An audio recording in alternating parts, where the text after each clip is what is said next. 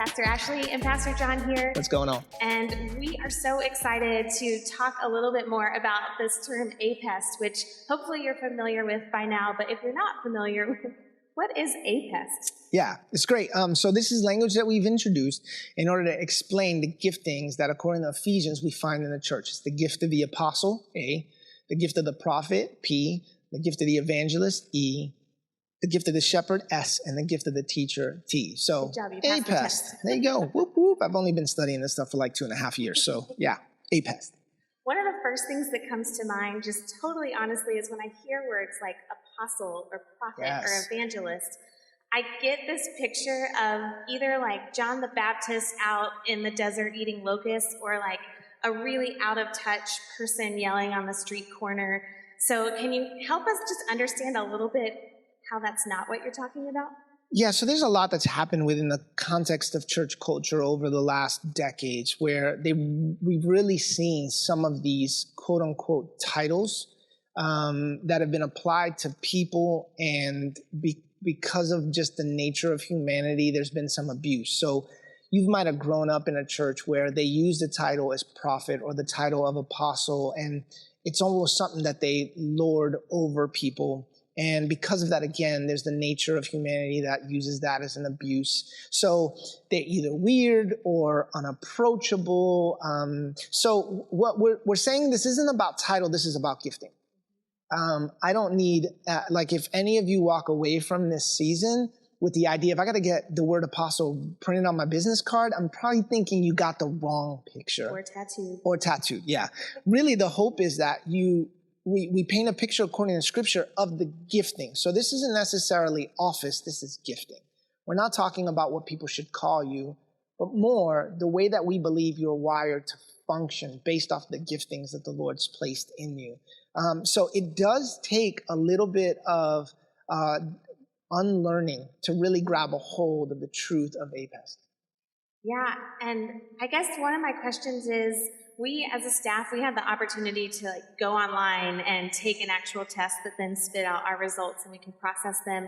But what would you say for people who have just seen these mini documentaries, they're kind of trying to figure out where they fit into all of this? What advice would you give them this week? Yeah, so first of all, if you haven't seen the mini documentaries, they're all available online. You can watch the service from last week. We'll make them readily available. You might want to do that. I think, again, when we think of APEST giftings, one of the things just really practical, we have a tendency of thinking about them within the scope of simply Sunday morning ministry opportunities, which again is fine. There is opportunity for you to volunteer that we absolutely need. Absolutely need. You might even get hit up in the next couple of weeks. Hey, we figured that, you're a prophet and we need that. Actually, at Center City Baptist. Let's go. I'll help you find a place. I'm an evangelist. Maybe that would make a great greeter, or I'm a shepherd. Maybe that would make me a good part of the prayer team. And yes, small group leader. Those are all great. But my hope is that you would see it even outside of the scope of Sunday morning, what this means in your everyday walk. So really, be okay with the process of self-discovery. Sometimes it takes a little while. Ask the questions. Be okay with, find people that you trust. Ask them questions. Be okay with some of the outside commentary that you might get from loved ones and friends to figure out, hey, where do I kind of fit here? We have some simple statements that we've developed to try to help you kind of get there.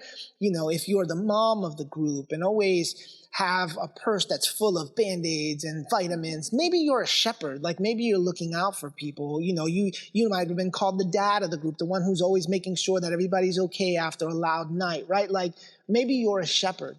If you have a new idea every moment, right? Like we have our own couple of apostles in the room, the entrepreneur in you, then if that's the way that you kind of see your spirit coming alive, your heart coming alive, then maybe you're an apostle. If you're the type of person that always has to be right, that might be me. There's a good chance that you're a prophet. And then it's not just in the healthy. There's sometimes where even in the unhealthy, you can use those moments to kind of help identify, okay, I'm a prophet, but there may be some things in me that are unhealthy. Are you an evangelist? Well, John, I don't tell anybody about Jesus. Yeah, but you can be an evangelist about anything, right? You might be an evangelist about the type of computer you use or the kind of car you drive. Live tweeting Ted Lasso. There you go, live tweeting Ted Lasso, Ashley the evangelist. But be okay with the self-discovery process. You don't have to know this immediately. Be okay with learning. And for some of you who maybe want to do some deeper dive, there's actually some additional resources in the Multipliers book that you can download. The PDF's available there, or hopefully that you've received from one of our live gatherings. But yeah, absolutely. That to me, very similar to like, if you've taken the Enneagram test before, or read through an Enneagram book, or maybe a Strength Finders book, at the core of a lot of even those tests, you actually can kind of see some of the roots of APEST. Some would say that some of that is based off of this APEST model found in Scripture. So really be okay with that self-discovery process. I love that. And it actually brought up this idea because I did take the test, and it gave an answer which I do think is accurate, but as we just kind of joked about the prophetic gift, that wasn't something that came up in my APEST, but as we worked together and the rest of the team has kind of helped each other figure it out, that's something that has come to the surface. So if you are someone who thinks, well, I'm just going to go online and find a test, I would kind of say don't do that first. Take some time, read through your multipliers book. If you don't have it or you lost it, it's on our app. You can find it that way. And there are some questions on there that you can just consider to say, is this me? Is this who I am? It's so exciting. Yeah, the best way of discovery, I've felt like, I mean, it's good to take tests. It kind of, there's that moment of, oh my gosh, maybe this is right. But remember, the test is not gospel truth. There's times where even in prayer and reading through the word, it might be illuminated to you like, hey, when Jesus showed himself to be the fullness of a prophet, do I see myself there?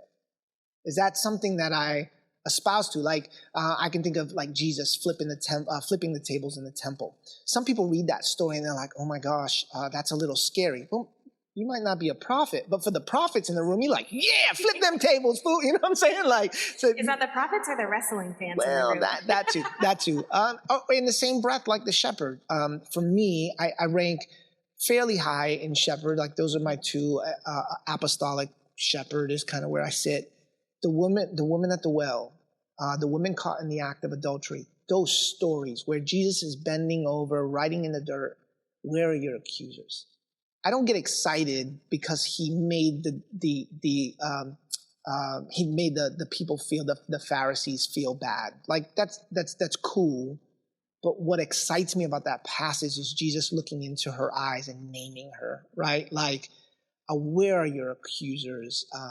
Neither do I accuse you. Go and sin no more. He's dealing with the sin, but there's such humility and there's such grace and there's such tenderness. That, to me, like makes me come alive. That's how I know that a part of shepherding is absolutely what I'm about. I'm all about it.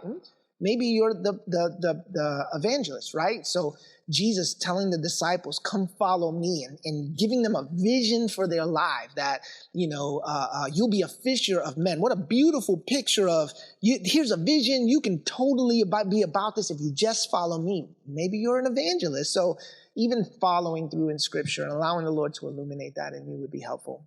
Yeah, that's so exciting. So just so you guys know, behind the scenes, we're actually recording this a week earlier than you're seeing it, so I may be putting you on the spot. Do you know where we're going next week? Oh man, you are putting me on the spot. But see, that's the beauty of having the Multipliers book.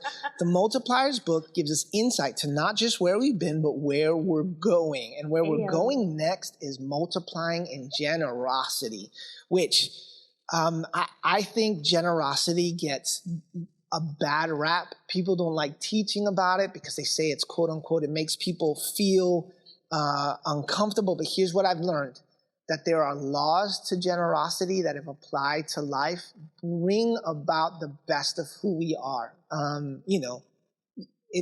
It's hard to find a person who's generous and also miserable, right? So there's a lot of that we'll explore. And I believe that generosity is a big part of figuring out your identity and being a multiplier.